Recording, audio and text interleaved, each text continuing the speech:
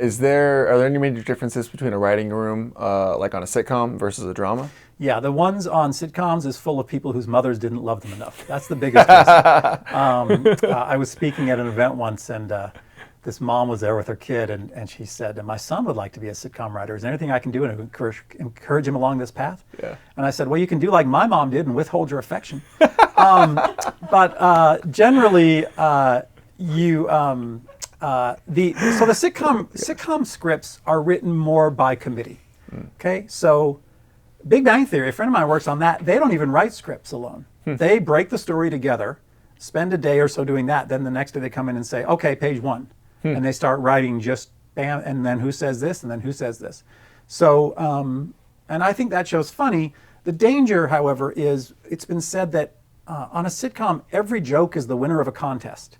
Because basically, whoever says the first line that's funny, that makes people laugh, goes in the script. It might not be the richest line, it might not be the best written line, and you may lose some of that kind of structure and real kind of, if I go back to shows like Mary Tyler Moore, or more recent things like 30 Rock or Kimmy Schmidt, I feel like those scripts are crafted. Seinfeld certainly crafted in a way. Yeah.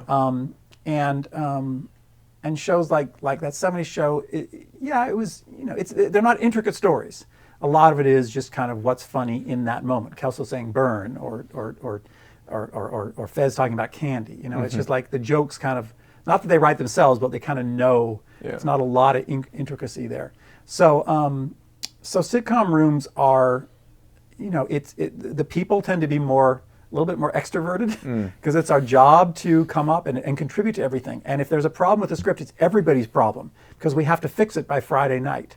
And it's just more, some of my favorite jokes that I wrote are in other people's scripts, and some of the stories that happen to me in my life are in other people's scripts as well. And it's a little more of that constant pressure and tension, because you have the audience showing up, or if it's a single camera show, it being shot just about every day. Yeah. And it's a little more, it's more collaborative and more loud. And it can be, I'm stopping myself from using the word mean, but it can be mean. Sure. Because it's just a huge dysfunctional family in a room for whom nothing is sacred. And so anything that you look like, eat, wear, say, or think about is fodder for comedy. And it's just like Thanksgiving dinner with a bunch of people you don't like. And everybody knows how to get under people's skin. And the first half hour of every day is talking about current events or movies, or what meals you ate over the weekend, or who you slept with, what you did with your family. And it's all just kind of making fun of each other.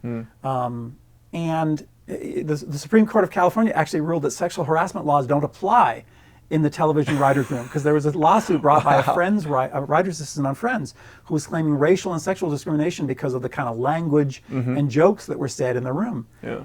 Now, you can't say, sleep with me or you won't get a script, but it's just like they decided that for creativity to flow, you have to allow certain kinds of language. I actually think this has changed in the past 10 years as more women showrunners have become more active. And it's just like, when I'm running a show, I just don't want that kind of language or kind of stuff going on. Yeah. But again, it's a little more active.